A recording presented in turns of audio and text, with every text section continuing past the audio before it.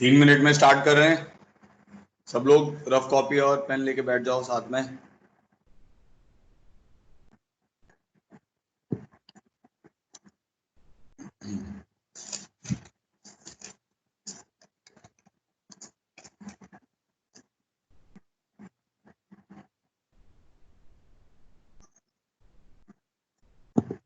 Good morning ज्योति, आप कभी attend करते हो कभी नहीं करते हो, ऐसा क्यों? चैट बॉक्स में टाइप करो। बेटा रेगुलरिटी लेकर आओ सब लोग, तभी पढ़ाई अच्छे से हो पाएगी।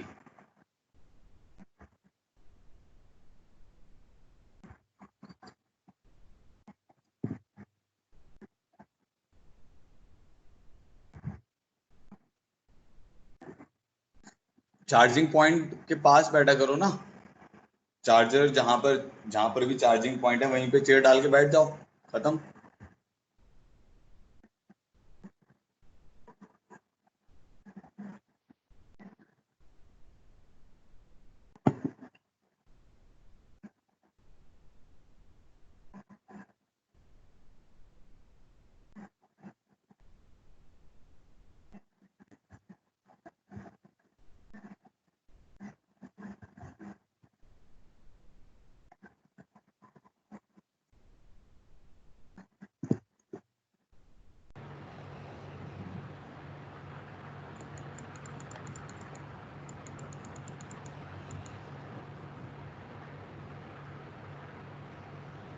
सब लोग म्यूट करो अपने आप को।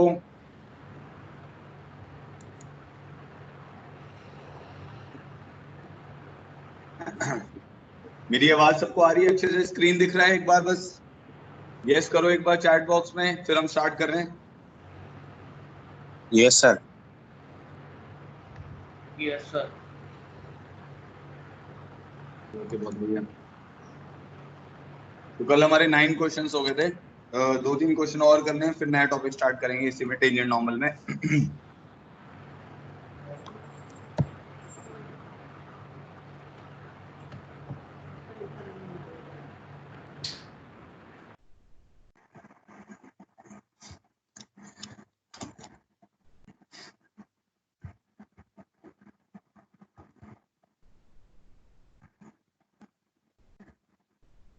बाकी सबको स्क्रीन दिख रहा है ना? शैली उसको रिफ्रेश करो।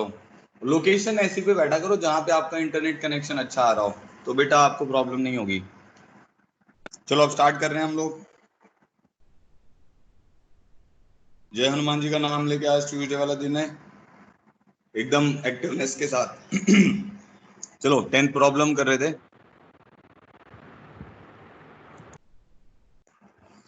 ठीक है, कल हमने 9 प्रॉब्लम कर लिए थे। म्यूट रखो अपने आप को सब लोग।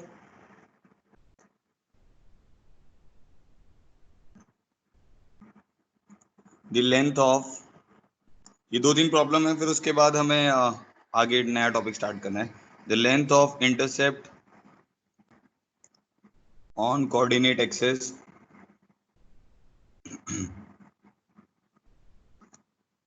made by tangent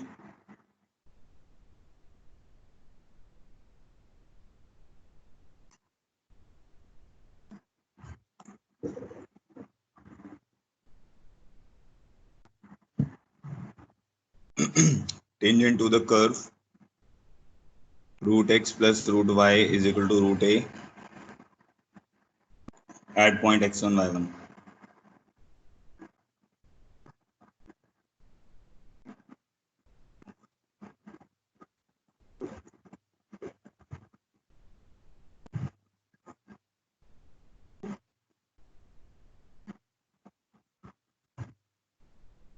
करो भाई, ट्राई करो सब लोग।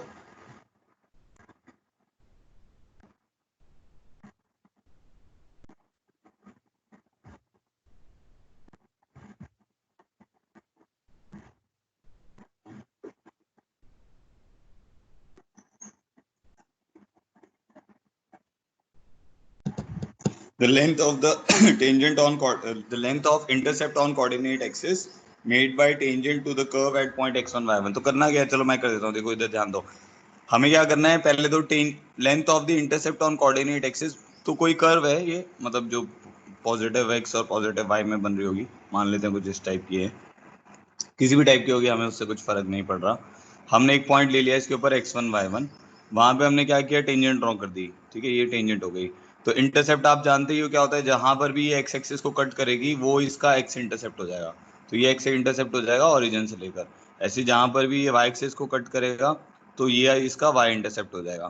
तो हमें क्या करना है, the length of the intercept निकालनी है, मतलब एक्स इंटरसेप्ट और वाई इंटरसेप्ट निकालना है, ठीक है। तो क्या करेंगे, सबसे पहले टेंजेंट की इक्वेशन निकालेंगे। तो 1/2 √x plus 1/2 √y, Y dash is equal to 0, ठीक है। तो 1/2 √x plus 1/2 √y, Y dash is equal to 0 कर दिया मैंने। इससे क्या आएगा, मेरा dy/dx निकल जाएगा, ठीक है। अब इसके बाद क्या वैल्यू आ जाएगी, ये वाई डैश की वैल्यू आ जाएगी, अगर आप इसको उधर लेके जाओगे तो -√y डिवाइडेड बाय √x। अब उसमें पॉइंट कौन सा गिरेंगे हम, x1 y1, तो पॉइंट x1 y1 गिरेंगे तो स्लोप ऑफ टेंजेंट, इसको पॉइंट P मान लेते हैं, at point P will be equal to -√y1 by √x1 आ जाएगा, ठीक है। टेंजेंट की क्वेश्चन कैसे लिखेंगे, y minus y1 is equal to -√y1 by √x1 into x minus x1।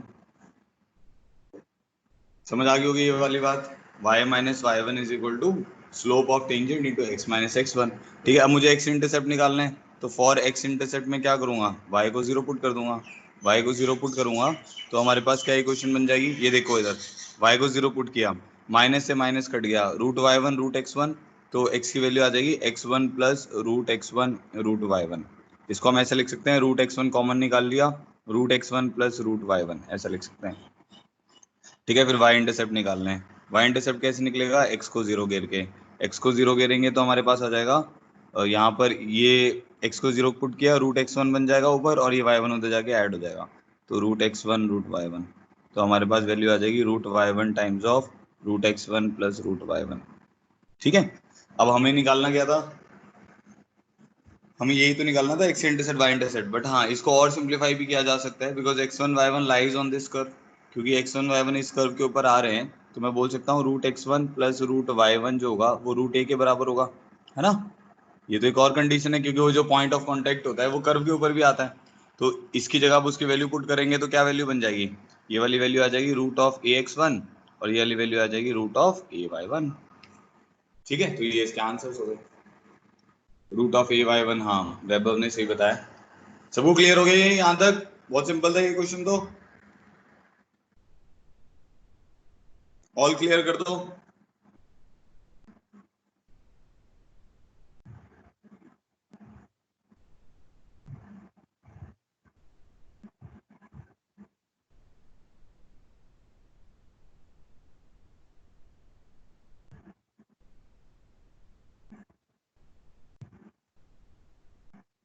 ठीक है जी, बहुत बढ़िया। नेक्स्ट आते हैं, तो ये हो गया 10th प्रॉब्लम। 11th प्रॉब्लम, ध्यान दो सब लोग इधर। 11th प्रॉब्लम है हमारे पास, the point on the curve,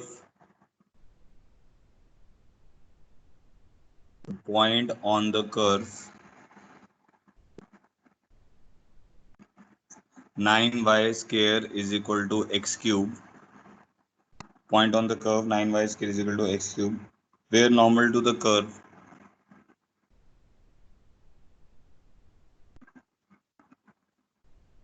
where normal to the curve makes equal intercept,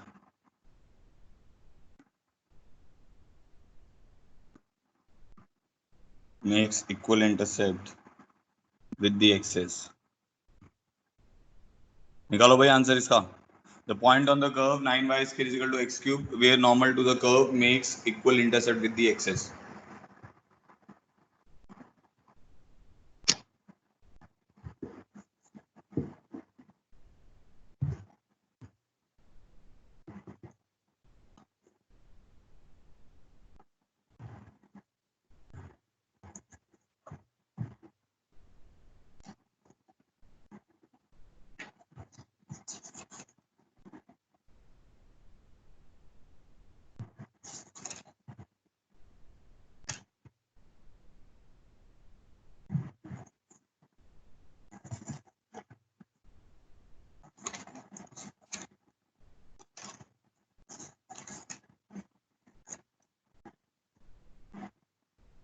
The point on the curve where normal to the curve makes equal intercept with the axis.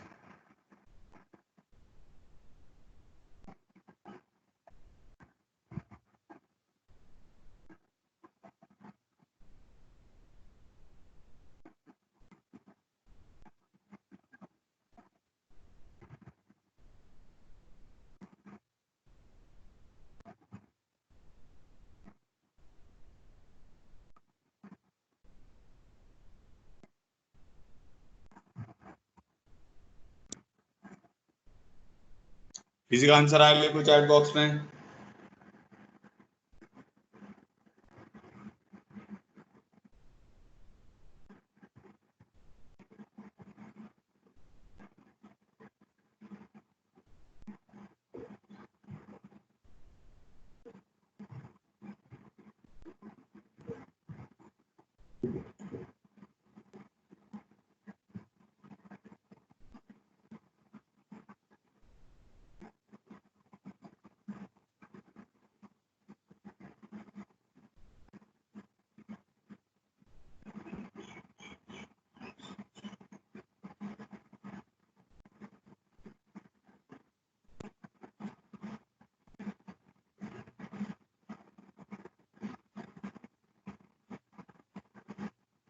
हर्ष,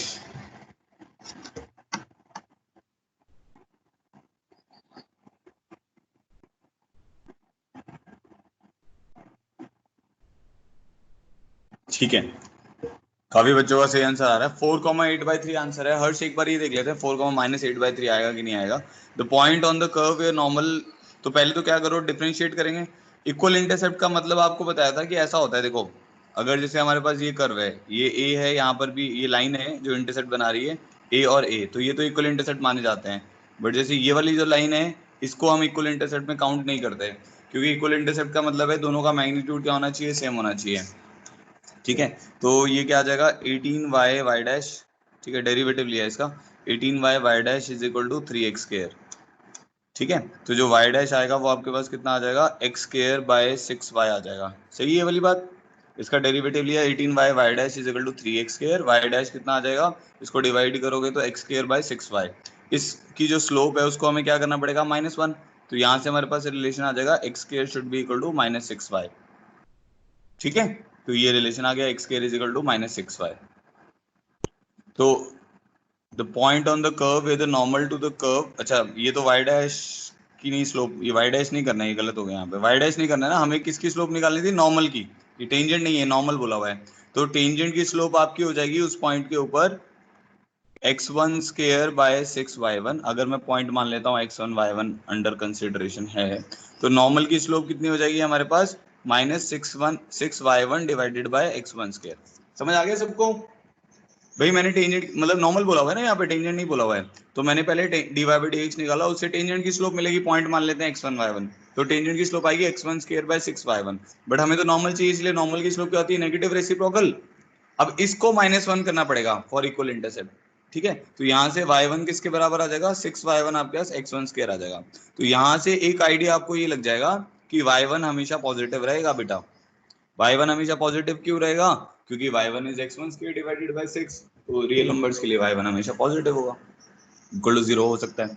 ठीक है, एक condition तो ये है। फिर ये वाला जो पॉइंट है ये कर्व के ऊपर भी आ रहा है, तो वहां से क्या आ जाएगा, 9y1² is equal to x1 का क्यूब, तो सी इंफॉर्मेशन आ जाएगी। अब क्या करते हैं, y1 की वैल्यू यहाँ गिर देते हैं। y1 की वैल्यू गिरेंगे तो x1 की power 4 divided by 36 is equal to x1 cube.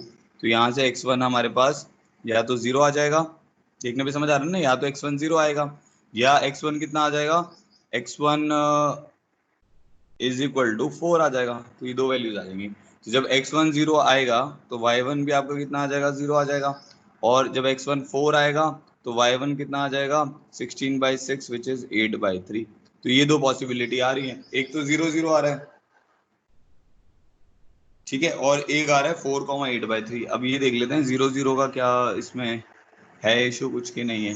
तो 9y square normal to the curve makes equal intercept with the, हाँ 0 0 पर क्या होगा ना, जो नॉर्मल बनेगी वो, आप समझ रहे हो, ये जो नॉर्मल और टेंजेंट बनेंगी इसकी स्लोप डिफाइन कर पाएंगे, ये देख लेते हैं एक बार, तो थोड़ा सा वो इशू आएगा। स्लोप इसकी बनेगी 0,0। हाँ ठीक है, तो इस केस में क्या होगा ना, जो आपकी टेंजेंट बनेगी उसकी स्लोप इन्फिनिटी आ रही है। इससे देखो, टेंजेंट बनेगी जो उसकी स्लोप भी इन्फिनिटी आ रही है, और जो नॉर्मल बनेगी उसकी स्लोप नॉट डिफाइंड हो रही है, तो स्लोप इज इन्फिनिटी, या टेंजेंट की जो स्लोप है। और ये वाला केस तो हमारा ऑब्वियसली सही है ही 4,8/3, क्योंकि ये तो हर एक चीज को सेटिस्फाई कर रहा है। ठीक है, तो इस प्रॉब्लम का आंसर होना चाहिए 4,8/3। अच्छा, 0,0 के लिए एक बार और सोच लेते हैं। The point on the curve where normal to the curve makes equal intersect with the axis. 0,0 पे अगर मैं टेंजेंट निकालता हूँ तो उसकी स्लोप आ जाएगी 0 बाय ये आ जाएगा, y1 की जगह अगर मैं x1 क्यूब बाय, तो वो इन्फिनिटी स्लोप की लाइन बन जाएगी, तो वर्टिकल लाइन बन जाएगी।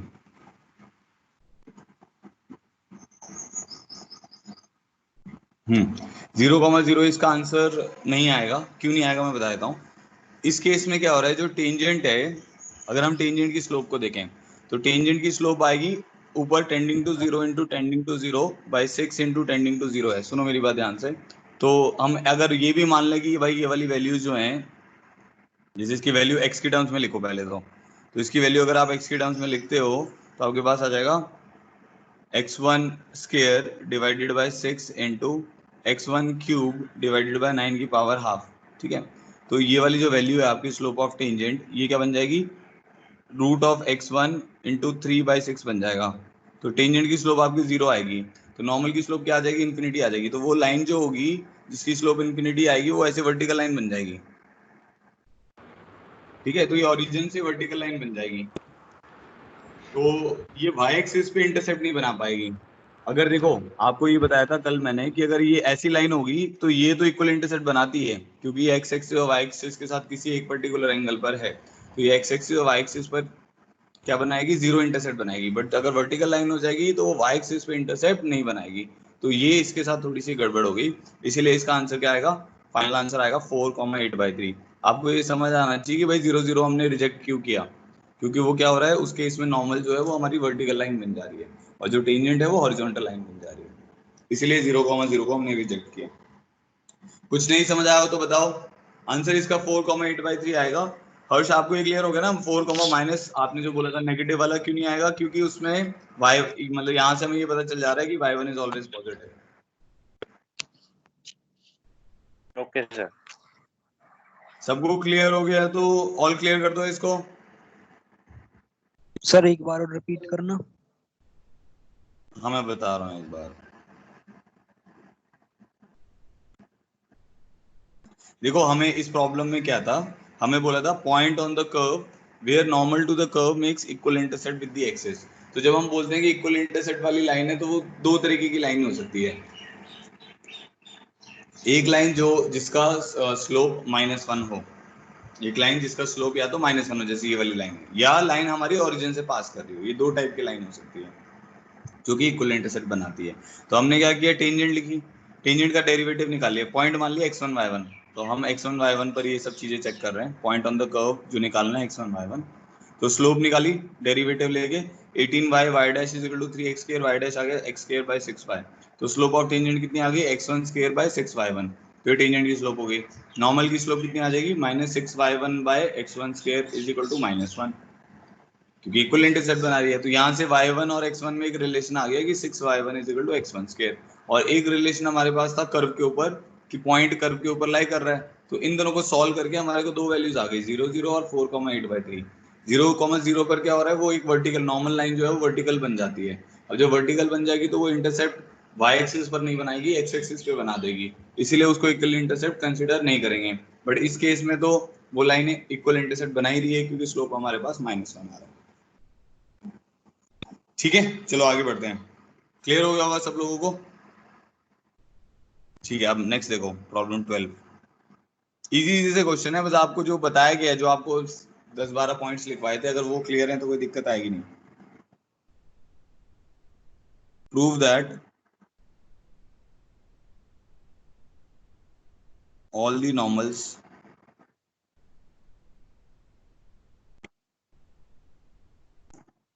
to the curve x is equal to a cos t plus A T sign T and Y is equal to A sign T minus A T cos T are at a distance A from the origin, are at a distance A from the origin.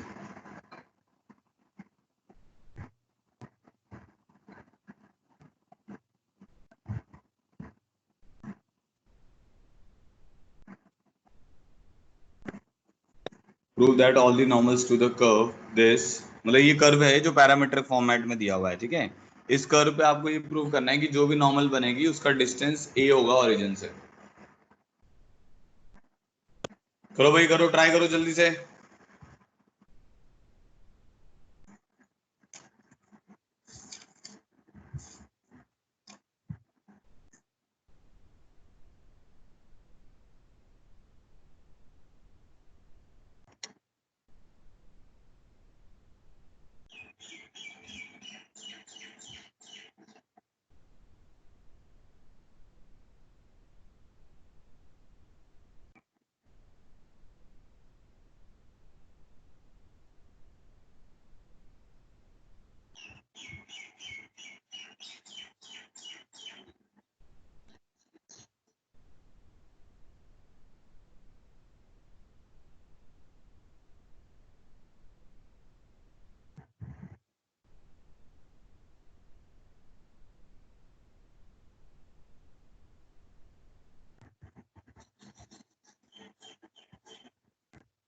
Prove that all the normals to the curve, तो सबसे पहले क्या करो ना, normal की equation निकालो, फिर उसका ओरिजिन से डिस्टेंस निकालना है, बस ये दो काम करना है।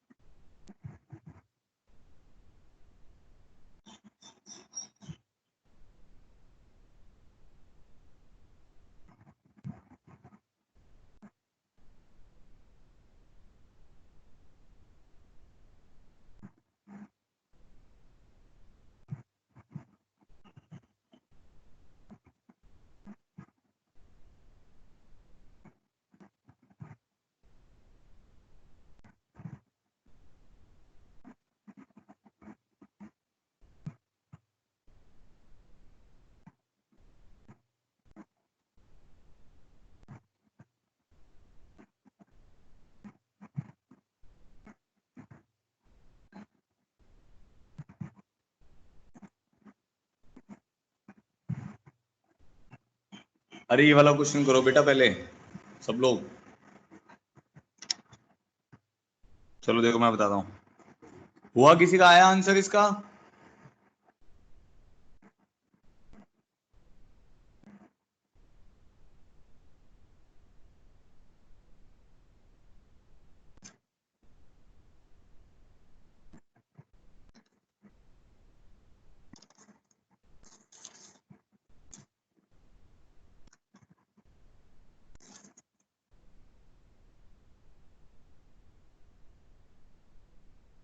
चलो देखो, हमें क्या करना है, prove that all the normals to the curve are at a distance A from the origin. तो सबसे पहले हम नॉर्मल की इक्वेशन निकालेंगे, ठीक है। उसके लिए क्या करेंगे, D Y by D X निकालते हैं। D Y by D X, point कौन सा, ये टी की फॉर्म में पॉइंट यही है जो लिखा हुआ है। क्या पॉइंट लिखा हुआ है, a cos t plus A T sign t और a sign T minus A T cos t. तो d Y by D x कैसे निकालोगे, d Y by D t upon d x by D t, जो आपने MOD में पढ़ा हुआ है। तो d Y by D t कितना आएगा, a cos t minus a times of t cos T का derivative cos t into T का derivative one plus T cos T का डेरिवेटिव माइनस साइन टी। ठीक है जी, बात बन गई यहाँ की। D x by D T करते हैं, उसमें क्या आ जाएगा, ए कॉस टी का derivative minus sine T plus A times of T sign T का डेरिवेटिव कितना आ जाएगा, sine T plus T into cos T. ठीक है जी। अब क्या हो गया, एक देखो अगर आप ध्यान से देखोगे तो कौन कौन कैंसिल हो रहा है, कॉस टी कैंसिल हो रहा है, फिर साइन टी भी कैंसिल हो रहा है। तो क्या बात बन जा रही है अब हमारी, D Y by D X जो है वो बन जाएगा, प्लस आ जाएगा ना, ये माइनस माइनस से प्लस हो जाएगा, तो ये बन जाएगा ए टी साइन टी और डिनोमिनेटर में आ जाएगा ए टी कॉस टी, तो ये बन जाएगा टैन टी। तो टेंजेंट की स्लोप कितनी आ रही है, tan t। ठीक है, अब मेरे को बट निकालना क्या था, नॉर्मल की टेंजेंट नॉर्मल निकालनी थी, तो नॉर्मल की क्वेश्चन लिख लेते हैं। तो नॉर्मल की क्वेश्चन क्या आएगी, y माइनस y1। अब y1 ये वाला पॉइंट है, पॉइंट ही तो है, t पैरामीटर पॉइंट ही तो बताता है। जैसे 80² 280 अगर आपको याद हो पैराबोला में, वो पॉइंट ही तो बताता है, t उसमें पैरामीटर होता था। तो ऐसे ये कर्व है जिसके ऊपर t पॉइंट है, t पैरामीटर है, उसके लिए ये पॉइंट बताएगा। तो y minus a sine t minus क्या जगह ए टी कॉस टी। ठीक है, तो ये y माइनस y1 हो गया, इज इक्वल टू हमारे पास क्या आ जाएगा, minus tan t, minus tan t नहीं सॉरी नॉर्मल निकालना है ना, नेगेटिव रेसिप्रोकल आएगा, -1/tan t। ठीक है, समझ आ गया ना। नॉर्मल नॉर्मल की क्वेश्चन निकाल रहे हैं तो उसका negative reciprocal -x minus a cos t plus at sin t। कोई दिक्कत यहाँ तक किसी को भी समझ आ गया होगा जो मैं कर रहा हूँ। ठीक है, तो इस tan t को मैं क्या कर सकता हूँ, इस tan t की जगह पे मैं यहाँ पे नीचे क्या आ जाएगा, इसको लिखूंगा sin t by cos t, तो sin t नीचे चला जाएगा और cos t ऊपर चला जाएगा। अब ये लिख दिया हमने, अब क्रॉस मल्टीप्लाई करते हैं, तो sin t को उधर ले जाओ। ठीक है, फिर उसका ओरिजिन से डिस्टेंस निकालना है, बस फिर क्वेश्चन खत्म हो जाएगा। तो ये हो जाएगा sin t times of y minus a sin square t plus a t sin t cos t। ये दे जाके मल्टीप्लाई होगा तो minus cos t x plus a cos square t, ठीक है, प्लस माइनस माइनस प्लस हो जाएगा, तो ये बन जाएगा A T sign T cos t.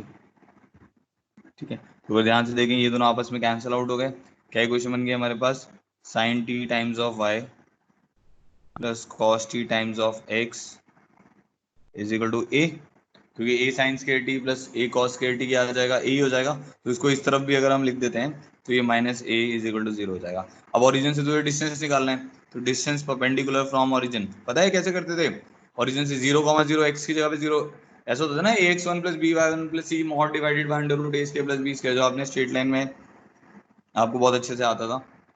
तो आप ओरिजिन अगर पुट करोगे तो माइनस ए का mod upon under root of sine square T plus cos square T, क्या वैल्यू आ जाएगी, ये आ जाएगी, और हम यही निकालना चाह रहे थे, ए या मॉड ए जो भी आप बोलना चाहो। ठीक है, सबको समझ आ गया, ऑल क्लियर कर दो, अगर कुछ भी डाउट है तो बताओ। बहुत ही ईजी है वैसे, इसमें कुछ ज्यादा है नहीं जो अभी तक मैंने आपको बताया।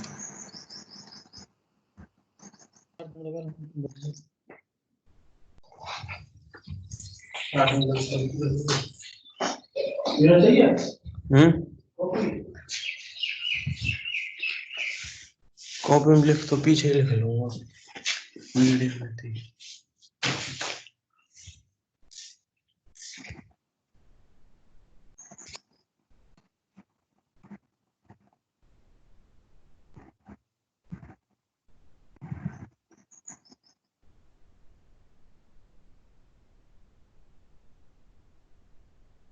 कोई कंफ्यूजन किसी को भी? ठीक है, ऑल क्लियर हो गया, आगे बढ़ते हैं। नेक्स्ट, अब नेक्स्ट हेडिंग डालो,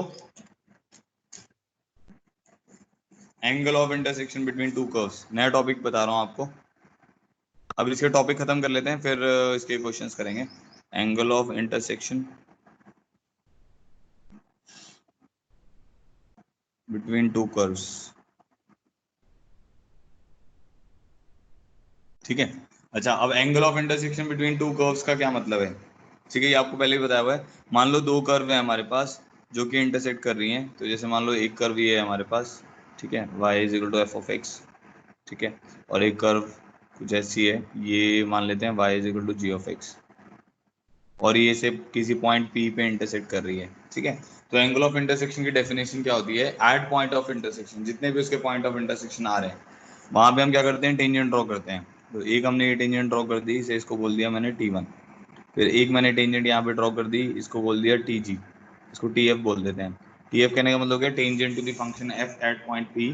TG कहने का मतलब है tangent to the graph y is equal to g of x at point P। ठीक है, तो जो पॉइंट ऑफ इंटरसेक्शन है आपका, वहां पे जो टेंजेंट्स बन रही हैं उनके बीच का जो एंगल होता है उसको हम बोलते हैं एंगल ऑफ इंटरसेक्शन। तो इस केस में जो ये वाला एंगल आएगा, जो भी आप एक दो बनते हैं ना, अगर एक थीटा बनेगा दूसरा पाई माइनस थीटा बनेगा, तो जो भी ये एंगल आ रहा है आपका, इसको हम क्या बोल रहे हैं, एंगल ऑफ इंटरसेक्शन। ठीक है, तो डेफिनेशन क्लियर हो गई। एंगल ऑफ इंटरसेक्शन किसी भी दो कर्व्स के बीच में हम कैसे डिफाइन करते हैं, जो उसका पॉइंट ऑफ इंटरसेक्शन है, उस पॉइंट ऑफ इंटरसेक्शन में आप टेंजेंट्स ड्रॉ करो, उन दोनों के बीच का एंगल, उसको हम बोलते हैं एंगल ऑफ इंटरसेक्शन। ठीक है, तो इसको लिख देते हैं। आपको ये भी बताया हुआ है, सर्कल्स में बताया था, angle between two tangents is same as angle between their normals. ठीक है, तो हमारे पास क्या है, angle of intersection between two curves is defined as the angle between two tangents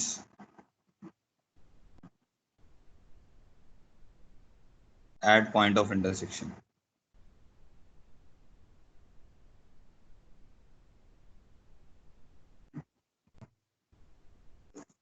ठीक है, तो पॉइंट P पे एंगल ऑफ इंटरसेक्शन दो कर्व्स के बीच में कैसे डिफाइन करेंगे, आप दोनों ग्राफ वहां पे इंटरसेक्ट कर रहे हैं, वहां पे टेंजेंट बनाएंगे, उन दोनों टेंजेंट के बीच का एंगल। ठीक है, एक चीज और क्या ध्यान में रखनी है जो आपको पहले ही बताई थी, angle between two tangents, angle between two tangents is same as angle between two normals. ठीक है, अच्छा ये कैसे हमें पता चला, जैसे मान लो हमारे पास एक ये टेंजेंट है T1 और ये एक दूसरी टेंजेंट है T2, इन दोनों के बीच का ये एंगल थीटा है। ठीक है, तो आप क्या करना चाहते हो, आप मान लो देखो इसी पॉइंट पे नॉर्मल आएगी, वो क्या होगी, आपको ये तो पता होगा ना, जैसे ये दो लाइन है, अगर इन दोनों के बीच का एंगल थीटा है, आप इसी लाइन के पैरेलल एक और लाइन ड्रॉ कर दो, तो ये वाला एंगल भी थीटा ही रहेगा, करस्पॉन्डिंग एंगल होते हैं ना। ऐसे इसी लाइन के पैरेलल एक लाइन ड्रॉ कर दो, ये तो ये और ये पैरेलल है आपस में। ठीक है, तो ये वाला एंगल भी क्या होगा, थीटा होगा। तो अगर मैं इस पॉइंट पे नॉर्मल ड्रॉ करना चाहता हूँ which is at angle of 90 degree with T1, तो वो मैं यहाँ पे भी ड्रॉ कर सकता हूँ, कि वो मैंने यहाँ पे ड्रॉ कर दी जो इसके साथ 90 बना रही है, तो ये N1 हो गई मेरी। ठीक है, ऐसे ही T2 के साथ मैंने एक नॉर्मल यहाँ पे ड्रॉ कर दी जो कि परपेंडिकुलर बना रही है इसके साथ, और ये N2 हो गया। क्योंकि ये 90 है, ये 90 है, क्योंकि ये क्वाड्रिलेटरल बन गया, तो ये पाई माइनस थीटा हो जाएगा, तो ये वाला एंगल आपका थीटा आ जाएगा। तो अगर एक्यूट एंगल की बात करें, तो अगर दोनों टेंजेंट के बीच का एंगल, जैसे इन दोनों टेंजेंट के बीच का एंगल अगर मेरे पास थीटा है, तो इन दोनों नॉर्मल के बीच का एंगल भी कितना हो रहा है, थीटा हो रहा है। इसलिए हम ये बोल रहे हैं कि angle between two tangents is same as angle between their normals. ठीक है, अब निकालना कैसे है आपको, आपको निकालने के लिए क्या करना है कि भाई जो भी दो ग्राफ दिए जाएंगे, एक आपको ग्राफ दिया जाएगा y is equal to F of X से मान लो, और एक ग्राफ दिया जाएगा y is equal to G of X, और कुछ ऐसे और भी दिए जा सकते हैं, जैसे F of X Y comma zero भी दिया जा सकता है, F of X comma Y is equal to zero, ऐसा फंक्शन भी दिया जा सकता है। तो करना क्या है, सबसे पहले भाई इसका डेरिवेटिव निकाल के इसकी स्लोप निकाल लो, मतलब सबसे पहले, अच्छा सॉरी, सबसे पहले तो पॉइंट ऑफ इंटरसेक्शन निकालना है ना, तो सबसे पहले इन दोनों का पॉइंट ऑफ इंटरसेक्शन निकालो। मान लो एक आते हैं, दो आते हैं, जितने भी आते हैं, तो पॉइंट ऑफ इंटरसेक्शन सबसे पहले फाइंड आउट करो। Let's say point of intersection P है, फिर पॉइंट ऑफ इंटरसेक्शन पे क्या करना है, df बाई dx करके, ठीक है, P पे स्लोप m1 आ जाएगी, ऐसे dg बाई dx करके P पे स्लोप m2 आ जाएगी, तो m1 आ गई और m2 आ गई। फिर हम क्या करेंगे, tan थीटा किसके बराबर हो जाएगा, एंगल ऑफ इंटरसेक्शन निकालने के लिए tan theta is equal to mod of m2 minus m1 upon 1 plus m1 m2, तो ये हमें एंगल ऑफ इंटरसेक्शन दे देगा। क्योंकि दो लाइन के बीच का एंगल ही तो निकालना है, तो उसके लिए हमें स्लोप पता होनी चाहिए, तो हमें एंगल पता चल जाएगा। ठीक है, कोई कंफ्यूजन तो नहीं है इस बात पे, तो ये एंगल ऑफ इंटरसेक्शन हो गया। फिर हम एक और चीज बता देते हैं इसके साथ में, ऑर्थोगोनल कर्व्स, मतलब दो ग्राफ को हम ऑर्थोगोनल कब बोलेंगे। ठीक है, वहां पे भी बताया था सेम उसी तरीके से, एक बार और बता देते हैं। ऑर्थोगोनल कर्व्स, दो कर्व्स को ऑर्थोगोनल बोलते हैं अगर ये जो दो ग्राफ हैं जहां पर भी इंटरसेक्ट कर रहे हैं, at all point of intersection angle of intersection is 90 degree. ठीक है, दो ग्राफ्स को ऑर्थोगोनल तब बोला जाता है जितने भी पॉइंट्स पे वो इंटरसेक्ट कर रहे हैं, उन दोनों के बीच का एंगल ऑफ इंटरसेक्शन उन पॉइंट्स के ऊपर 90 डिग्री है। ठीक है, तो two curves are said to be orthogonal, two curves are said to be orthogonal, इसके क्वेश्चंस आएंगे अभी थोड़ी देर में, इसलिए बता रहा हूँ। Two curves are said to be orthogonal if their angle of intersection, if their angle of intersection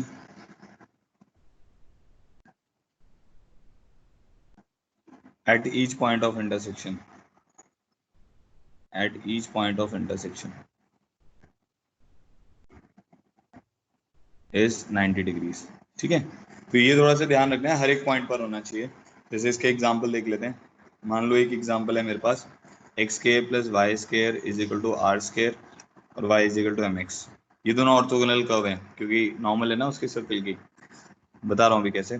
और एक ग्राफ ले लेते हैं, X square is equal to 4ay और Y square is equal to 4ax।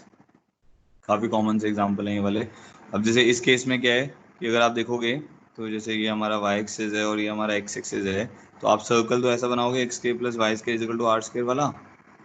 ठीक है, और जो आपकी लाइंस बनेंगी वो कैसी बनेंगी, वो ओरिजिन से पास करेंगे ऐसे। अच्छा, लाइन की टेंजेंट लाइन खुद ही होती है। किसी भी लाइन की अगर आपसे कोई पूछेगी इस लाइन की टेंजेंट बताओ, तो अगर आप कैलकुलेट भी करोगे ना d Y by D x से, तो वही आ जाएगी। क्योंकि अगर y is equal to m x plus c है हमारे पास और हमने इसका d Y by D x ले लिया, तो हमारे पास क्या आ जाएगा, एम ही तो आ जाएगा। और पॉइंट उस लाइन के ऊपर अगर आपको उठा के एम स्लोप लेके लाइन की इक्वेशन लिखने की कोशिश करोगे, वही लाइन आ जाएगी। ठीक है, तो लाइन की टेंजेंट तो लाइन खुद ही है। ठीक है, अब सर्कल की टेंजेंट क्या होगी, वो ऐसे बनेगी। तो सर्कल की टेंजेंट जो है, और ये जो लाइन है, जैसे लाइन L1 को अगर मैं चेक करूं इस पॉइंट P1 के ऊपर, तो टेंजेंट सर्कल की ही हो गई। और L1 क्योंकि सेंटर से पास कर रही है, रेडियल लाइन है, तो ये अपने आप ही परपेंडिकुलर हो जाएगी। तो L1 उस पॉइंट पे नॉर्मल है एक्चुअली में। तो किसी भी पॉइंट पे अगर आप देखोगे, जो भी लाइन ओरिजिन से पास करती है वो सर्कल की नॉर्मल है।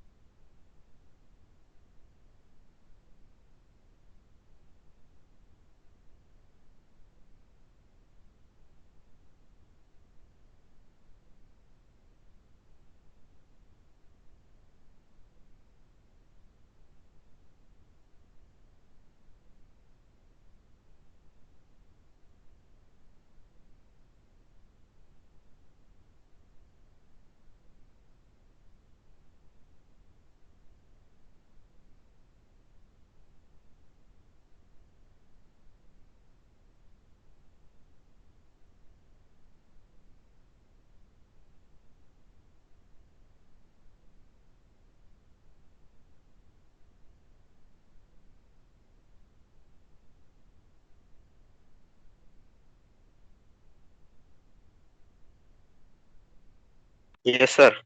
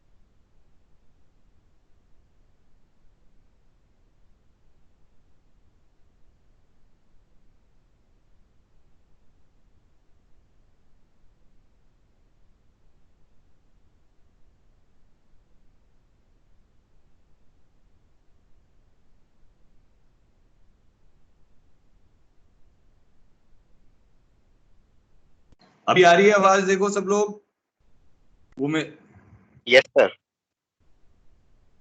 Yes sir. ओके, मेरे को एक बार मैं रिज्वाइन कर रहा हूँ, 1 मिनट, ठीक है? थोड़ा नेटवर्क का इशू है।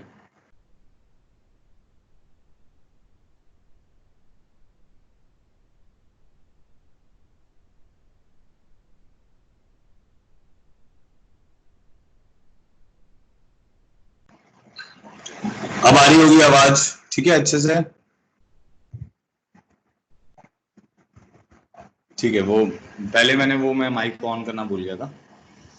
चलो ठीक है, वापस आते हैं। तो मैं आपको ये बता रहा था, ध्यान दो अभी इधर सब लोग, कि एक्स के plus Y square is equal to are square की मैं ऑर्थोगोनल कर्व निकालना चाह रहा हूँ। तो उसमें मैंने क्या किया, इसका डेरिवेटिव लिया, विच इज 2x प्लस 2y dy by D X is equal to 0। तो dy बाई डी एक्स मेरा किसके बराबर आ गया? dy बाई डी एक्स मेरा नेगेटिव x बाय वाई के बराबर आ गया। अब जो दो कर्व जिस भी पॉइंट पे इंटरसेक्ट करेंगे, उन पॉइंट के ऊपर dy by D x of curve 1 into dy by D x of curve 2 जो होगा, वो -1 के बराबर होगा। तो हमने मान लिया पॉइंट P पे dy by D x of curve 1 into dy by D x of curve 2 should be -1। तो ये वाली कर्व को हम 2 मान लेते हैं, इसकी स्लोप में लिख दी मैंने यहाँ पे। तो अब मेरा जो dy बाई डी एक्स है वो किसके बराबर आ जाएगा? y by x. अब मेरे को कर्व निकालनी है, मुझे इंटीग्रेट करना आता है। तो dy by y is equal to dx by x. Integrate कर दो दोनों तरफ, क्या बन जाएगा? ln y is equal to ln x plus c. ठीक है, तो ln y is equal to c, कोई कांस्टेंट है तो उसको ln m मान लेते हैं। ठीक है, तो y किसके बराबर आ जाएगा? mx के बराबर आ जाएगा। पॉजिटिव नेगेटिव की टेंशन नहीं लेनी है, क्योंकि इसमें मॉड रहता है। इंटीग्रल में आपको पता होगा ना, dy बाय y के मॉड में मतलब dy बाय y का इंटीग्रल ln मॉड y होता है, वो हमने लिखा नहीं है सिंपलिसिटी के लिए। तो y is equal to mx curve आ जाएगी। तो क्या पाया आपने कि भाई जो ऑर्थोगोनल कर्व्स हैं, इससे इसके ऊपर ऑर्थोगोनैलिटी लगाओगे तो आपको ये कब मिल जाएगा, इसके ऊपर ऑर्थोगोनैलिटी लगाओगे तो ये कब मिल जाएगा। मतलब इन दोनों जिस भी पॉइंट पे ये इंटरसेक्ट कर रहे होंगे, तो dy by D x of curve 1 into dy by D x of curve 2 किसके बराबर होगा? -1 के बराबर होगा। ये जो एग्जांपल 2 था, इसमें क्या गड़बड़ थी कि ओरिजिन पे तो ये 90 डिग्री एंगल बना रहा था, बट पॉइंट P पे ये 90 डिग्री एंगल नहीं बना रहा है। ठीक है, क्लियर हो गया सबको ये वाला पार्ट? तो ये हो गया हमारा ऑर्थोगोनल कर्व्स का, और एंगल ऑफ इंटरसेक्शन आपको बता दिया। ठीक है, अच्छा एक और इसमें मेरे को टॉपिक बताना है, वो भी मैंने आपको वैसे उसमें बताया हुआ है, कोनिक सेक्शन में बताया था। अभी तक सब क्लियर हो गया तो एक बार ऑल क्लियर कर दो, यहाँ पे ऑल क्लियर कर दो जल्दी से।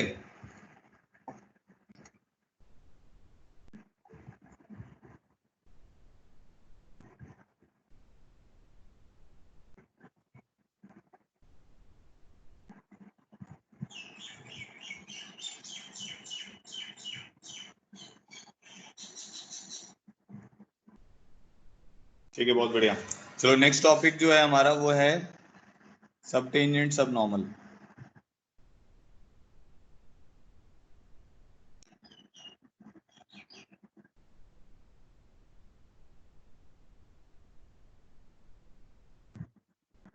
नेक्स्ट टॉपिक जो है हमारा वो है सबटेंजेंट स्लैश सबनॉर्मल। ये हमने पहले ही पढ़ा हुआ है, तो एक बार रिपीट करते हैं इसको।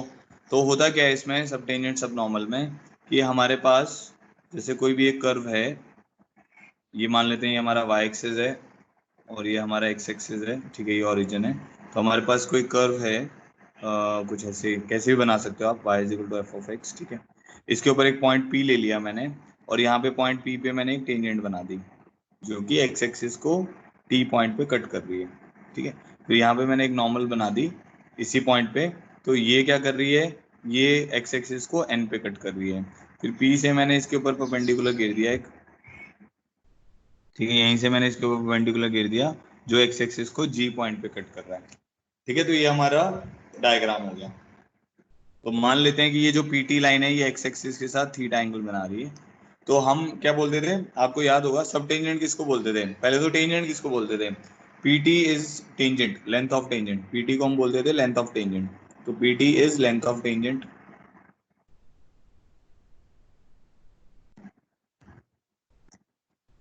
ठीक है। PN is length of normal,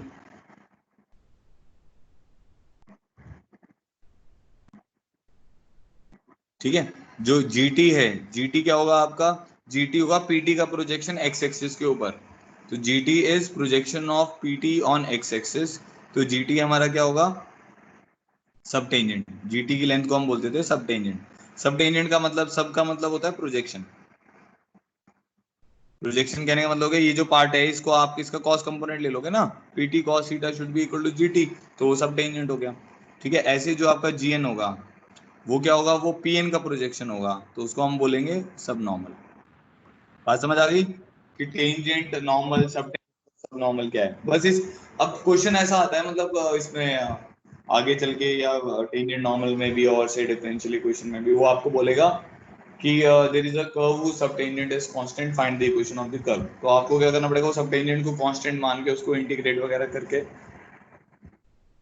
आपको वो कर्व की इक्वेशन निकालनी होगी। बट आपको पता तो होना चाहिए सबटेंजेंट है क्या। अब आपको सबटेंजेंट का पता ही नहीं है तो गड़बड़ करोगे, इसलिए आपको पता होना चाहिए। चलो अब वो निकालना सीख लेते हैं। तो सबसे पहले मैं क्या निकालूंगा, लेंथ ऑफ टेंजेंट। तो लेंथ ऑफ टेंजेंट जो है मेरी, लेंथ ऑफ टेंजेंट वो किसके बराबर है वो देखते हैं। Length of tangent is PT, ये देखो इसमें PT है ना मेरी लेंथ ऑफ टेंजेंट। देखो कभी भी किसी भी कर्व के लिए अगर एक पॉइंट आउटसाइड है तो पॉइंट से हम एक टेंजेंट को डिफाइन कर सकते हैं। मतलब उस पॉइंट से अगर आपने उस कर्व के ऊपर टेंजेंट बना दी, अगर वो बन रही है तो उस पॉइंट से लेके जहाँ पे वो पॉइंट ऑफ कांटेक्ट होगा वो उसकी लेंथ ऑफ टेंजेंट हो जाएगी।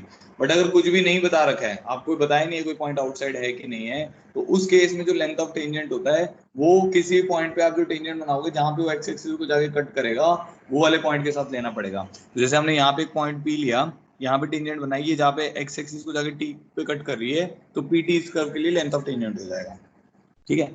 अब हम क्या करते हैं, इस पॉइंट को मान लेते हैं x1, y1, बिकॉज ये थीटा ये 90 है तो ये 90 माइनस थीटा हो जाएगा, तो ये हमारे पास थीटा हो जाएगा, ठीक है। अब जो PT लेंथ है वो किसके बराबर आएगी, ये इसको y1 मान लेते हैं ना, PG y1 होगा, PG की लेंथ y1 है। तो हम ऐसा बोल सकते हैं ना, इधर अगर मैं शॉर्टकट में लिखूं तो y1 divided by PT, y1 divided by PT is sine theta, ठीक है। तो PT किसके बराबर आ जाएगा, y1 कोसेकेंट थीटा आ जाएगा। अब होगा क्या, या तो हम बैठ के थीटा निकालें, बट हमें क्या रहता है क्योंकि ये लाइन जो है ये टेंजेंट है, तो कर्व की अगर इक्वेशन मुझे पता है क्योंकि y equal to F of x है, तो P पॉइंट के ऊपर मैं टेंजेंट की स्लोप बहुत इजीली निकाल सकता हूँ।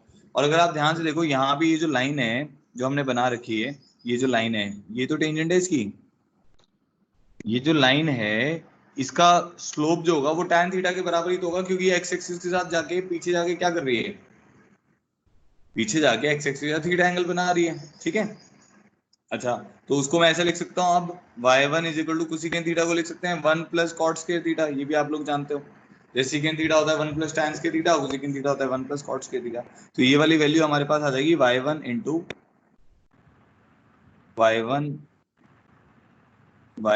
Into under root of 1 plus dx by dy का whole square at point P। तो ये हो गया हमारा y1 कोसेकेंट थीटा, ठीक है। सेकेंड आते हैं, लेंथ ऑफ नॉर्मल। समझ आ गया होगा सबको ये वाला पार्ट। तो length of normal, length of normal हमारी किसके बराबर है, PN के बराबर है। अच्छा PN अब किसके बराबर होगा वो देख लेते हैं। तो यहाँ से हमारे पास क्या आ जाएगा, देखो y1 divided by pn, y1 divided by pn, तो एडजेसेंट बाय हाइपोटेन्यूज हो गया ना, क्योंकि ये 90 है, तो किसके बराबर आएगा, cos थीटा के बराबर आएगा। देख रहे हो सब लोग, y1 divided by pn is cos theta, तो pn हमारा किसके बराबर आ जाएगा, y1 secant थीटा के बराबर आ जाएगा। ठीक है जी, तो और इजी हो गया, तो ये बन जाएगा y1 into under root of 1 plus time square theta, तो हमारे पास वैल्यू आ जाएगी y1 into under root of 1 plus dy by D x का होल स्क्वायर। ठीक है, obviously at point P। Third पे आते हैं, अब हम आते हैं sub tangent, length of sub tangent.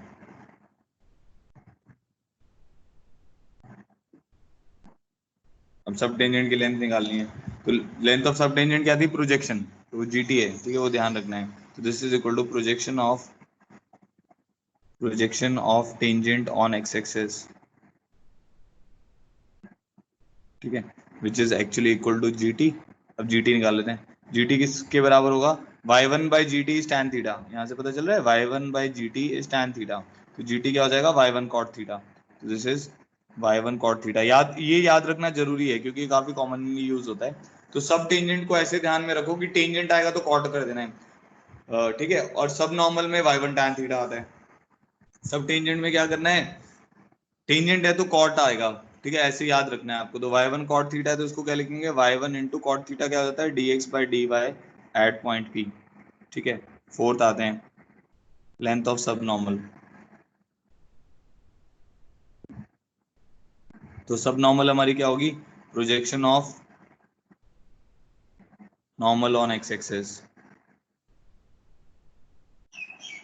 ठीक है, तो जो सब नॉर्मल है वो हमारी क्या है, GN है, तो ये हो गया GN, this will be equal to y1। देखो GN को भी y1 की टर्म्स में लिखना है, तो हम ऐसे लिखेंगे GN divided by y1 is equal to this divided by this is equal to tan theta. ठीक है, तो GN क्या हो जाएगा, y1 tan थीटा। समझ गए, याद रखने के लिए आसान है, जब नॉर्मल आ रहा है तो यहाँ पे tan आएगा सब नॉर्मल के केस में, जब सब टेंजेंट आ रहा है तो यहाँ पे cot आएगा, तो ये वाली वैल्यू हो जाएगी y1 into d Y by D x at point P। ठीक है जी, देखो भाई, अब किसी को कोई दिक्कत है तो बताओ मुझे, यहाँ तक किसी को कोई भी दिक्कत।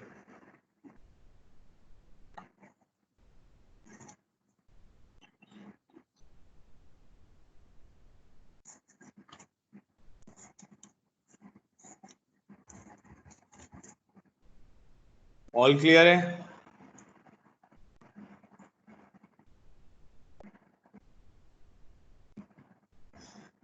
हाँ, जिसको भी ऑल क्लियर है वो ऑल क्लियर कर दो, या इमोजी बना दो।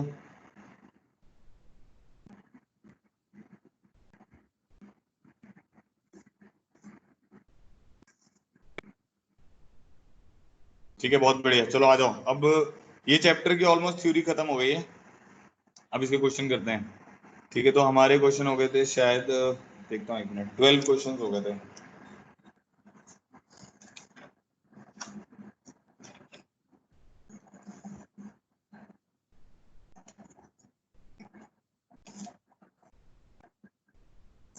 ठीक है, 12 हो गए हमारे क्वेश्चन, ठीक है, अब हम 13 कर रहे हैं।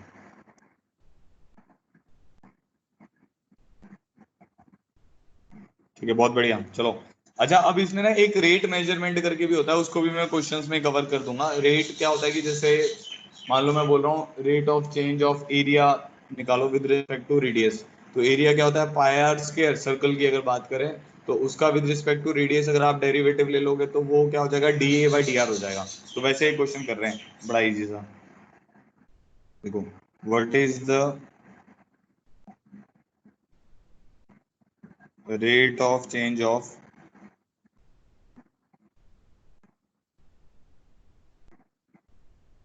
area of a circle with respect to its radius at r is equal to 6 centimetre. बताओ भाई जल्दी से, what is the rate of change of area of a circle with respect to its radius at r is equal to 6?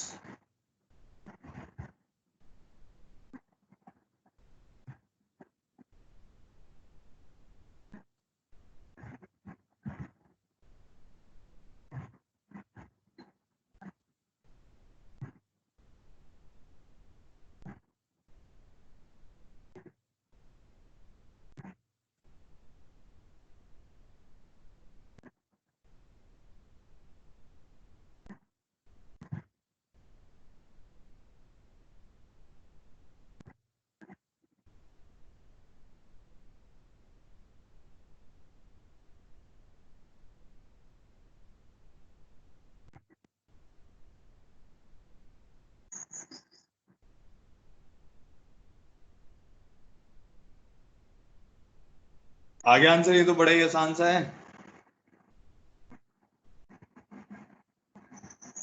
हाँ देखो, क्या करोगे, area of a circle क्या होता है, पाई आर स्क्वायर। तो आपको क्या निकालना है, D A by D R निकालना है। तो क्या वैल्यू आ जाएगी, 2 पाई आर आ जाएगा, बस खत्म। आर 6 है तो कितना आ जाएगा, 12 पाई आ जाएगा। यूनिट्स क्या आ जाएंगे इसके, सेंटीमीटर। सेंटीमीटर आ जाएंगे ना, centimetre square by centimetre. Units का थोड़ा सा ध्यान रखना पड़ेगा आपको। तो 12 पाई सेंटीमीटर इसका आंसर हो जाएगा। ठीक है, इजी है ये। एक और करो ऐसा ही क्वेश्चन, बहुत ईजी था। हाँ मेरे को पता चल गया, सबको आ गया। The volume of a cube is increasing, the volume of a cube is increasing at a rate of 9 centimeter cube per second. ठीक है, how fast is the how fast is the surface area increasing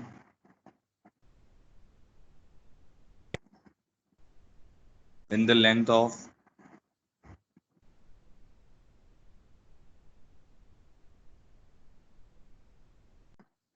an edge is 10 centimeter. करो भाई, इसका answer निकाल दो एक बार जल्दी से।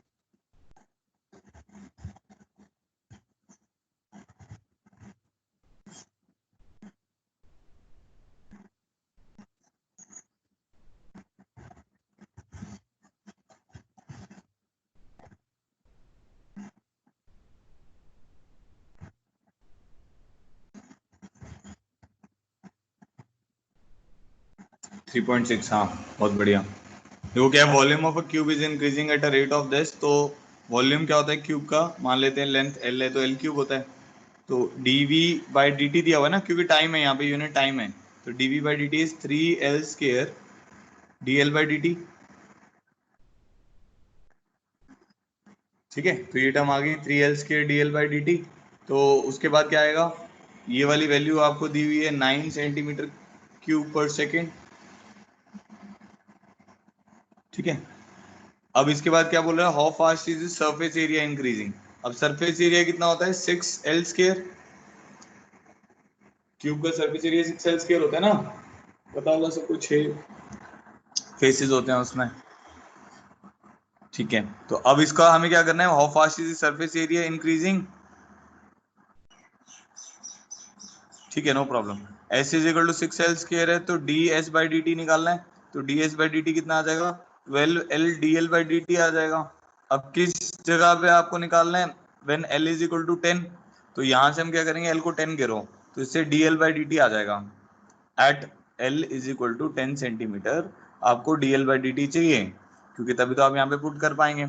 तो d l by D t आ जाएगा 9/3L स्क्वायर। एल मुझे पता है 10 है, तो मैं यहाँ पे पुट कर दूंगा 12L इंटू 9/3L स्क्वायर, हमने यहाँ पे पुट कर दिया, क्योंकि ये 3 हो गया।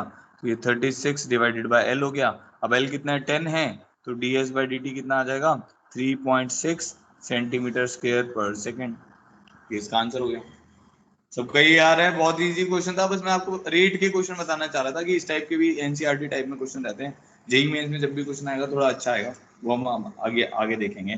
तो ये हमारे हो गए 14 क्वेश्चन। नाउ आ जाओ 15 पे, problem 15। Find the angle of intersection of,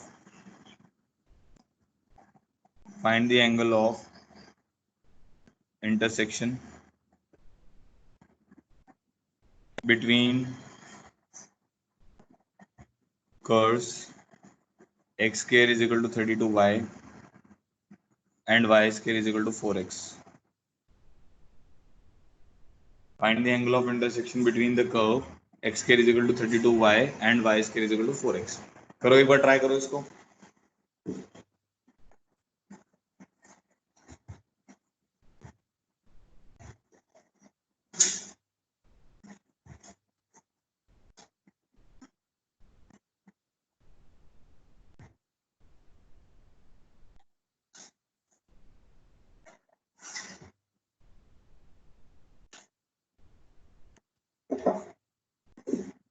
answer बताना है इसका चैट बॉक्स में.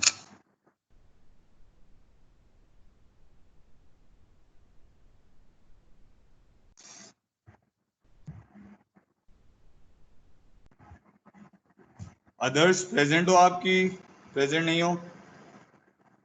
अदर्स अगर प्रेजेंट है तो चैट बॉक्स में लिखें. विवेक तो एब्सेंट ही है बहुत टाइम से, मयंक बहुत टाइम से एब्सेंट है, दीपक लीव पे आज, जयपाल को नेटवर्क इशू आ रहा है उसने बता दिया है. tan inverse 3/5. हाँ बहुत बढ़िया.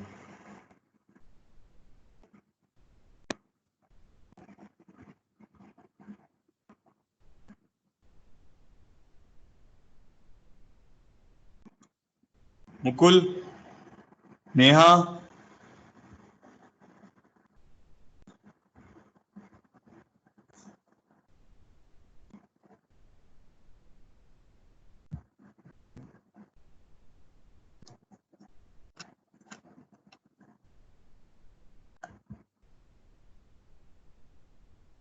tan इनवर्स 3/5 आएगा. हाँ बहुत बढ़िया.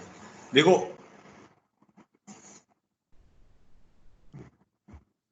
ये जो है ना, ये दो जगह पे इंटरसेक्ट करेगा, इसके दो आएंगे पॉइंट ऑफ इंटरसेक्शन. एक तो 0 0 पर ही आएगा, तो 0 0 पर भी तो इंटरसेक्ट करेगा ये.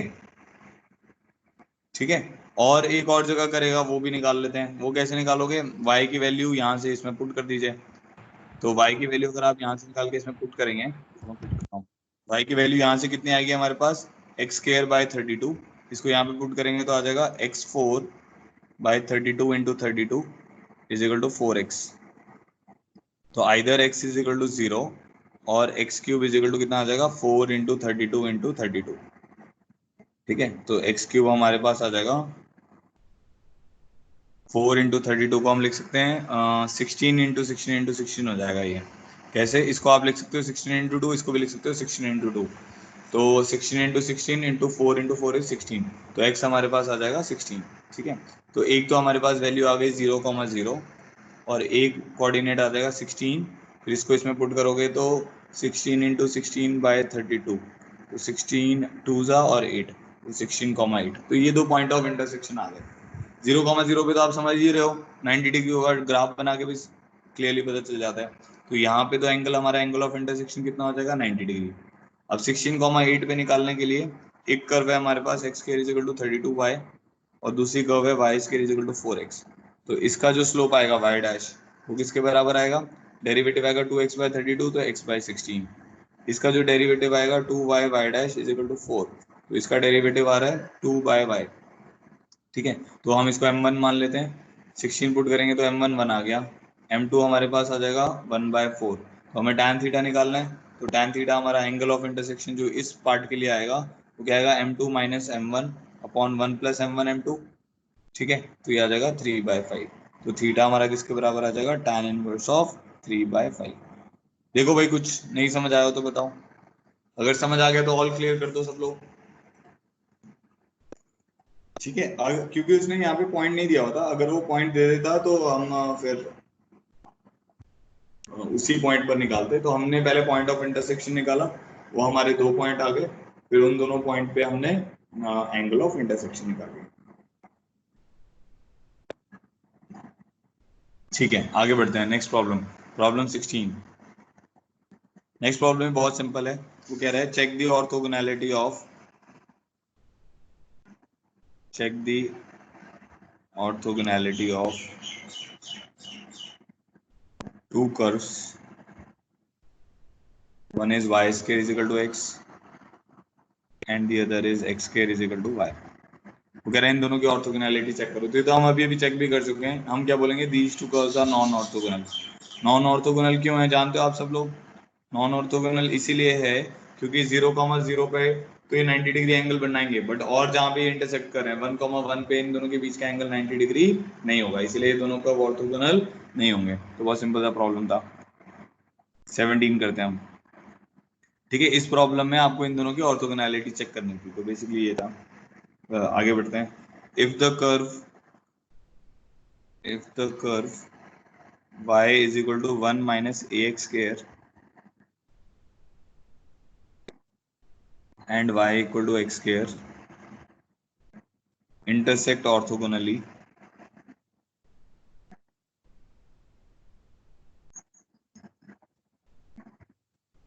then value of a is।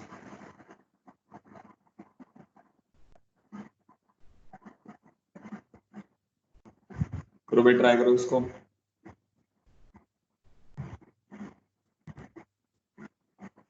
17 करो एक बार ट्राई, आंसर बताओ। इजी सा प्रॉब्लम है ये भी।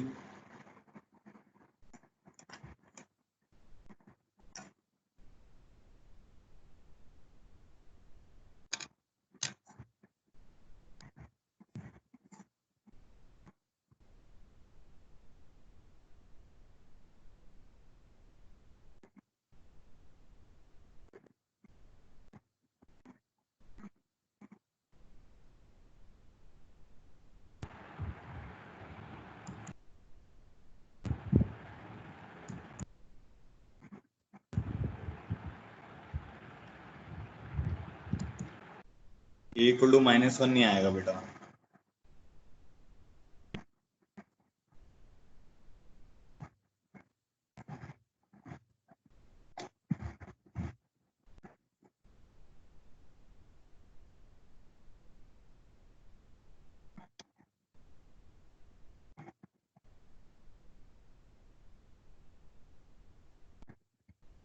One by three is the correct answer. हाँ ठीक है। तो सबसे पहले आपको क्या करना है, देखो सबसे इंपॉर्टेंट चीज है पहले तो कि आप जब भी दो कर्व को ऑर्थोगोनल करोगे तो दो चीजें होनी चाहिए, एक तो वो इंटरसेक्ट करना चाहिए, ठीक है, और दूसरा दोनों के डेरिवेटिव का प्रोडक्ट कितना होना चाहिए, -1 होना चाहिए। तो हम पहले डेरिवेटिव लेते हैं क्योंकि हो सकता है कि इंटरसेक्ट कराने की हमें जरूरत ही ना पड़े। तो डेरिवेटिव लेते हैं, तो d Y by D x हमारे पास किसके बराबर आएगा, यहाँ पे आ जाएगा -2ax।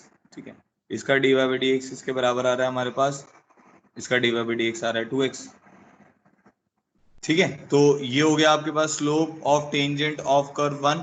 ठीक है, ये हो गया slope of tangent of curve 2। ठीक है, तो अब मुझे पता चल रहा है कि भाई मुझे x की वैल्यू रिक्वायर्ड है, तभी तो मैं उसको सिंप्लीफाई करके -1 कर पाऊंगा। तो अब हम क्या करते हैं, दोनों को इंटरसेक्ट करा लेते हैं। तो हमने क्या किया, 1 minus a x square is equal to x square कर दिया। यहाँ से हमारे पास पॉइंट ऑफ इंटरसेक्शन आ जाएगा। तो हमारे पास क्या वैल्यू आ जाएगी, x square times of 1 plus a is equal to 1। तो कोऑर्डिनेट क्या आ जाएगा, +-1 divided by under root of 1 plus a. तो ये x का कोऑर्डिनेट आ गया। y का कोऑर्डिनेट क्या आ जाएगा, y is equal to x square only, तो वो आ जाएगा 1/1 प्लस ए। तो ये हमारे पास पॉइंट आ गया। पॉइंट कौन सा आ गया, जहाँ पे दोनों इंटरसेक्ट कर रहे हैं, +-1/1/(1/(1 प्लस ए और y की वैल्यू आ गई 1 प्लस ए। ठीक है, अब इन दोनों की स्लोप का प्रोडक्ट करके क्या करना है, -1 करना है। तो m1 m2 should be -1 at point of intersection. तो हमारे पास m1 जो है वो -2ax है, और जो m2 है वो मेरे पास किसके बराबर है, 2x के बराबर है। This should be equal to -1।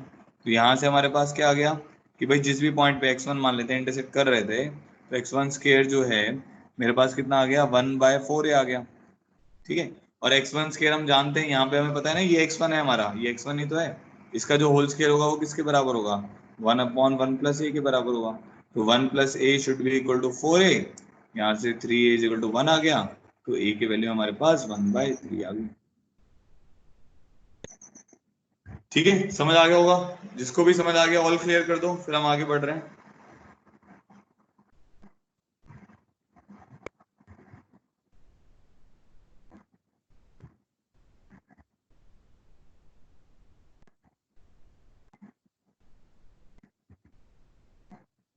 ठीक है जी, नेक्स्ट आगे बढ़ते हैं। नेक्स्ट है problem 18।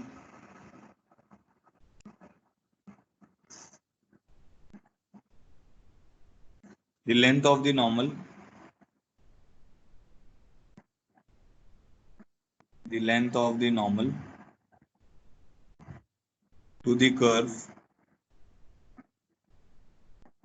the length of the normal to the curve x is equal to a times of theta plus sin theta and y is equal to a times of 1 minus cos theta at theta equal to pi by 2। ये निकालनी है, बताओ जल्दी से। अब ये भी सब टेंजेंट सब नॉर्मल पढ़ा था, उसका क्वेश्चन है।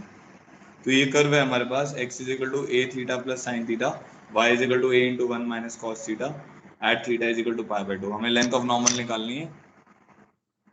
x is equal to a times of theta plus sine theta, y is equal to a times of 1 minus cos theta.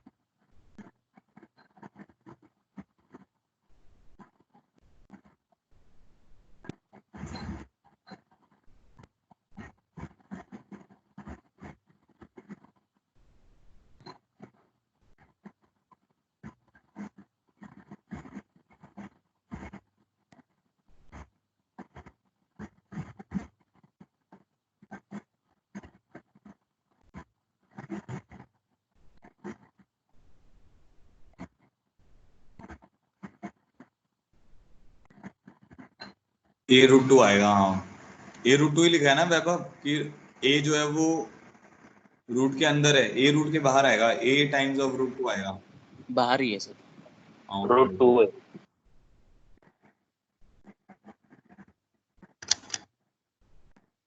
देखो आपको लेंथ ऑफ नॉर्मल अभी अभी बताया था, अगर आप याद कर सकते हो तो अच्छी बात है।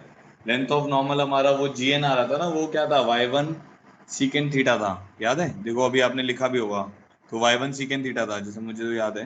तो लेंथ ऑफ नॉर्मल जो रहती है वो होती है y1 times of secant theta, और जो लेंथ ऑफ टेंजेंट था वो y1 कोसेकेंट थीटा था। तो y1 सीकेंट थीटा आ गया, मतलब y1 into under root of 1 plus tan square theta which is dy by dx का होल स्क्वायर। ठीक है, तो अब कहाँ पे निकालना है, theta equal to pi by 2 पे निकालना है। तो सबसे पहले तो dy बाई dx निकालो। तो dy बाई dx हमारा कैसे निकलेगा, dy by D theta upon dx by D theta निकलेगा। ठीक है, तो dy बाई डी थीटा निकालेंगे तो कितना आ जाएगा, a times of 1 cos theta का डेरिवेटिव माइनस साइन थीटा, ठीक है, अपॉन डिनोमिनेटर में a times of 1 plus cos theta. तो ये वाली वैल्यू आ जाएगी हमारे पास sine theta upon 1 plus cos theta. ठीक है, इसको थोड़ा सा और सिंप्लीफाई कर सकते हैं। साइन थीटा को साइन थीटा और 1 प्लस कॉस थीटा है ना, तो 1 प्लस कॉस थीटा को आप क्या लिख सकते हो, 2 sine theta by 2 cos theta by 2, और नीचे लिख सकते हो 2 कॉस स्क्वायर थीटा बाई 2। तो वो 2 कॉस थीटा बाई 2 कट जाएगा, तो ये टर्म बन जाएगी आपके पास tan थीटा बाई 2। ठीक है, तो हमारे पास जो लेंथ ऑफ टेंजेंट आएगा, लेंथ ऑफ नॉर्मल सॉरी, तो लेंथ ऑफ नॉर्मल जो आएगा वो आ जाएगा y1 times of secant theta. तो y1 की जगह उसकी वैल्यू डाल देते हैं। y1 की वैल्यू है हमारे पास a times of 1 minus cos theta, तो a times of 1 minus cos theta into under root of 1 plus इसकी जगह पे क्या वैल्यू डाल देंगे, tan स्क्वायर थीटा बाई 2।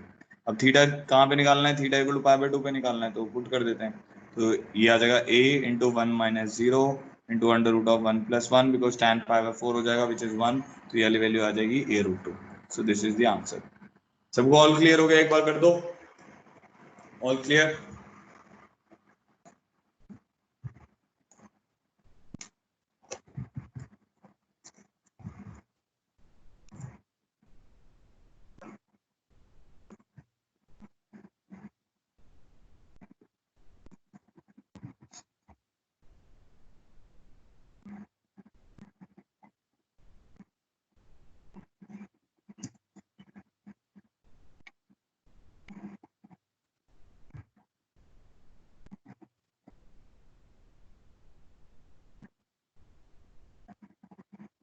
ठीक है, बहुत बढ़िया। चलो अब मैं आज के लिए हम इतना ही कर रहे हैं। मैं अब आपको बता देता हूँ, एओडी का मॉड्यूल हमने अपलोड कर दिया है, आगे की कहानी सुन लो अब जल्दी से। ठीक है, टेंजेंट नॉर्मल हमारा खत्म हो गया है, टेंजेंट एंड नॉर्मल कंप्लीटेड। अब जो टेंजेंट नॉर्मल हमने कंप्लीट किया है, इसमें अब थोड़े से मतलब मेरे को लगता है 3-4 क्वेश्चन मिसलेनियस के बचे हुए हैं, ठीक है, वो मॉड्यूल में भी होंगे, तो मैं कोशिश करूंगा कल क्लास में कवर अप कर लूँ। तो कल वेडनेसडे है, तो कल हम एक एक्स्ट्रा क्लास रखेंगे। बाय डिफॉल्ट अब ये मान लेते हैं कि वेडनेसडे को हमारी एक एक्स्ट्रा क्लास हुआ करेगी। जनरली उसका टाइम 3 to 5 रहेगा या 3 to 4:30 रहेगा, ठीक है। तो tomorrow is an extra class. उसमें क्या होगा, सबसे पहले मैं डाउट लूंगा, अगर मेरे को डाउट आप मैसेज कर देते हो, अगर आप मेरे को डाउट मैसेज नहीं करोगे तो मैं आगे पढ़ाऊंगा, ठीक है। तो कल मॉर्निंग की भी क्लास है और कल इवनिंग की भी क्लास है। इवनिंग की क्लास भी जो है वो कंपलसरी है, अगर आप उसको अटेंड नहीं करोगे तो आपकी एब्सेंट मार्क की जाएगी, ठीक है। तो सब लोग अपने आप को उस टाइम पे फ्री रखें, इसलिए मैं आज ही बता रहा हूँ आपको। तो कल जो इवनिंग की क्लास है उसमें मॉड्यूल के पहले मैं डाउट्स लूंगा, अगर आप मेरे को मैसेज कर देते हैं, और अगर कल क्लास से पहले मेरे को मैसेज नहीं करते हो, क्लास में बोलेंगे सर ये डाउट ले लो, तो मैं वो डाउट नहीं लूंगा, ठीक है, क्योंकि कोर्स हमारा थोड़ा सा स्लो चल रहा है, मेरे को उसको भी खींचना है। तो हमारा टेंजेंट नॉर्मल खत्म हो गया, कल इसके 3-4 क्वेश्चन कराने के बाद नेक्स्ट टॉपिक हमारा रहता है मोनोटोनिसिटी। तो इसमें हम ये और उससे रिलेटेड जितने भी क्वेश्चंस हैं, फिर मैक्सिमा मिनिमा, ये दोनों टॉपिक हैं जो कि बहुत इंपॉर्टेंट है। आप इसमें ग्राफ को बनाना भी सीखोगे और उससे रिलेटेड और भी बहुत जो मुश्किल क्वेश्चंस होते हैं उनको भी करना सीखोगे। तो मेरे को लगता है सबको क्लियर है, ये फाइल्स में अपलोडेड है, आप जाके इसको डाउनलोड कर सकते हैं, जो मैथ्स की अपनी फाइल्स हैं उसमें अपलोडेड है, जाके डाउनलोड करो, उसको करना स्टार्ट करो, टेंजेंट नॉर्मल को खत्म करो वहां से, ठीक है, क्योंकि मेरी तरफ से टेंजेंट नॉर्मल खत्म हो गया है, और कल फिर आपकी एक्स्ट्रा क्लास भी है, मॉर्निंग वाली क्लास भी, ठीक है। चलो अब जय हनुमान जी करके एग्जिट करो। Thank you so much for joining in. बाकी कल देखते हैं, किसी को और किसी भी टाइप का डाउट है तो वो मुझे 3 to 5 में कॉल कर सकता है। कुछ भी अगर आपको पूछना है आप मैसेज भी कर सकते हो, माइक्रोसॉफ्ट टीम के ऊपर भी और व्हाट्सएप के ऊपर भी, ठीक है। चलिए, thank you so much for joining in.